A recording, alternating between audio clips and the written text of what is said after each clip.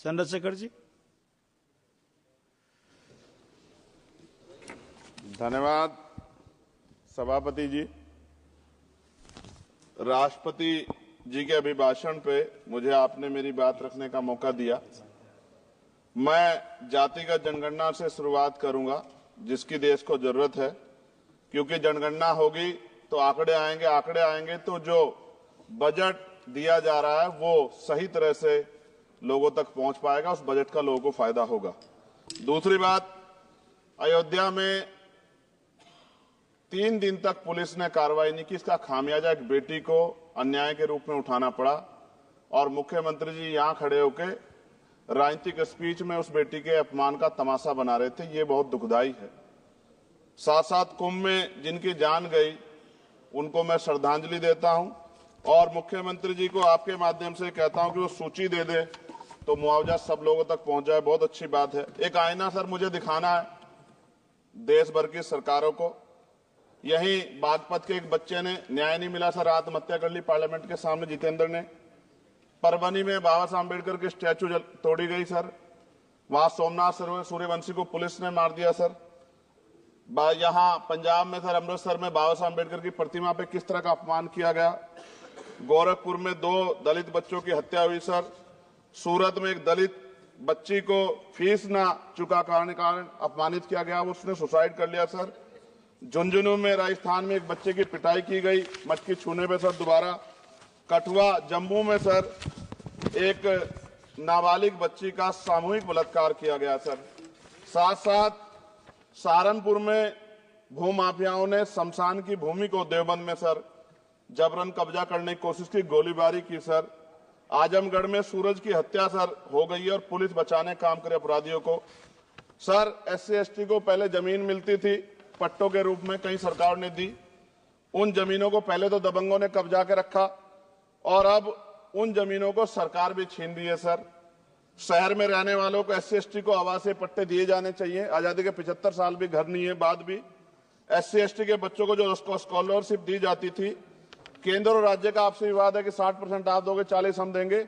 इस चक्कर में कई बार स्कॉलरशिप सब नहीं समय पहुंचती, मानसिक प्रताड़ना होती है, स्कूल परेशान करते हैं, कॉलेज। इसलिए मेरी राय है सर कि 0 बैलेंस पे उन बच्चों का एडमिशन कराया जाए। जब सरकार कुछ करना चाहती तो बच्चों को फायदा हो जाए। और देश भर में सर बहुत सारे छात्रावास बने हैं, लेकिन उन छात्रावास की स्थिति ऐसी है जर्जर, जैसे हमारे स्कूलों की है। इन छात्रावास का जीर्णोद्धार करा जाए, उनकी रख रखाव का ख्याल रखा जाए, क्योंकि यहाँ देश का भविष्य तैयार हो रहा है। और ऐसी हालात सर स्कूलों की है। स्कूलों के हालात आप देश भर में, मैं उत्तर प्रदेश से आता हूँ, जाके देखोगे नगीना क्षेत्र में सर अगर स्कूल गिर जाएगा किस दिन बहुत बड़ा हादसा हो जाएगा, कोई पूछने वाला नहीं है सर। बात OBC समुदाय की जाए सर, OBC समुदाय को वक्त आ गया है कि विधानसभा और लोकसभा में आरक्षण जो है सर मिलना चाहिए, जो उनकी पर्याप्त संख्या यहाँ लोकसभा में और सभी स्टेटों की विधानसभा में आ पाए, जो सामाजिक समानता की दिशा में जरूरी कदम है। OBC को भी SC/ST की तरह सर प्रमोशन रिजर्वेशन मिले। OBC आरक्षण में जोड़ा गया सर असंवैधानिक है, क्रीमी लेयर उसको खत्म किया जाए। सरकारी स्वायत्त संस्थानों में भी सरकारी विभाग के समतुल्य पदों को चिन्हित किया जाए तथा उनकी समतुल्यता स्थापित की जाए, ताकि इन संस्थानों में कार्यरत OBC कर्मचारियों के बच्चों को भी आरक्षण का लाभ मिल जाए। सर पत्रकार सुरक्षित नहीं है।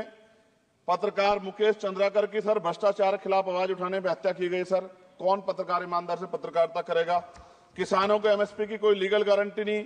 एक बड़े किसान है दल्लेवाल जी, 69 दिन से सर जीवन और मौत के बीच आमरण अनशन पे है। क्या अब तक किसी दिन उनकी जान चल जाए, सरकार को संज्ञान लेना चाहिए। सर माइनॉरिटी की बात करूंगा, धार्मिक आस्था की बात है, हम तो सभी का सम्मान करते हैं क्योंकि हमने शपथ ली है, हम संविधान को मानने वाले लोग हैं। लेकिन सर बड़ौत में भगवान आदित्यनाथ निर्वाण लड्डू पर्व के दौरान दुर्घटना हुई, 8 लोगों की जान चली गई, श्रद्धालुओं की, 75 घायल है, सरकार ने संज्ञान नहीं लिया। अयोध्या की तरह उनको मुआवजा दे देते तो उनके मन में भी जो माइनॉरिटी है पीड़ा जो है वो खत्म हो जाती। न्यायालय द्वारा पारित आदेश के बावजूद जैन समाज को जैन महातीर्थ गिरनार जूनागढ़ गुजरात पे पूजा करने रोका जाए, जो उनके मौलिक अधिकार का उल्लंघन है सर। बरेली में सार्वजनिक रूप से हजरत पैगंबर मोहम्मद साहब के खिलाफ सार्वजनिक अपमानित गाने चलाए गए। क्या सर मुसलमानों की धार्मिक आस्था का सम्मान नहीं होना चाहिए? उनका भी तो आजादी में योगदान है। और इनको अपराधियों किसका संरक्षण है कि खुलेआम इतने इस तरह गाने बजा के अपमानित कर रहे हैं। संभल की हिंसा में सर 74 लोगों की गिरफ्तारी हुई है और वहां के मुस्लिम डर के साए में है। सरकार बेगुनाहों की गिरफ्तारी बंद करे। महाराष्ट्र में सर चंद्रपुर जिला पड़ता है, मैं अभी गया था, तालुका चिमूर में ताडोबा फॉरेस्ट में संग्रामगिरी पहाड़ पर बौद्ध स्थल है सर, बहुत पुराना। वहां बौद्ध भिक्षु को सरकार बिजली नहीं देती, रास्ता नहीं देती, और इतनी बुरी हालत में उनकी धार्मिक आस्था क्या है सर, तथागत बुद्ध की ज्ञान स्थली होने के कारण बोध गया में बौद्ध धर्म के अनुयायियों के लिए जो बहुत महत्वपूर्ण स्थल है सर, इस स्थल पर अवैध कब्जा हटवाकर बौद्ध धर्म के अनुयायियों को सौंपा जाए। उनमें बड़ी चिंता, देश विदेश से लोग आते हैं, तो यहाँ हमारे देश की छवि भी खराब हो रही है। और अभी 12 फरवरी को सदगुरु रविदास जी महाराज की जयंती है और 14 अप्रैल को बाबा साहब अम्बेडकर की, 11 अप्रैल को राष्ट्रपिता ज्योतिबा फुले। इनको मानने वाले लोग नए कार्यक्रम करना चाहते हैं। अभी जिस विचार की सरकार है सर, वो तो कोई कार्यक्रम कर लें, लेकिन अगर ये कार्यक्रम करना चाहते हैं तो इनको कोई छूट नहीं है और नई परमिशन नहीं मिल रही। खत्म करूंगा सर, अंत में थोड़ा सा और रह गया सर, इसको खत्म करूंगा। लेकिन सर मैं जानना चाहता हूं, क्या सरकारी पैसे पे एक ही धर्म का अधिकार है? दूसरे धर्म के धार्मिक आयोजनों पे अभी कुंभ में 7,500 करोड़ रुपए खर्च किया आपने। आप रविदास जयंती पे कितना खर्च करेंगे? आप 14 अप्रैल को डॉक्टर बाबा साहब अम्बेडकर जिनकी जय जयकार होती है, उन पे कितना खर्च करेंगे? और उनके विचारों को आगे बढ़ाने के लिए आप क्या सहयोग करेंगे? ये सवाल बहुत बड़ा है। और अंत में सर मुझे आपसे, आपके माध्यम से सरकारों को कहना है सर, क्या इस देश से दलितों, मुसलमानों, पिछड़ों, आदिवासियों को निकाल देना चाहती है सरकार? जिस तरह से उनके अधिकारों को, स्कॉलरशिप को, उनकी पढ़ाई को, हेल्थ सिस्टम में कोई पैसा नहीं खर्च हो रहा है, क्या उनको निकाल के इस देश को ऐसा देश बनाना चाहते हैं जहां कुछ ही धर्म के लोग रहेंगे?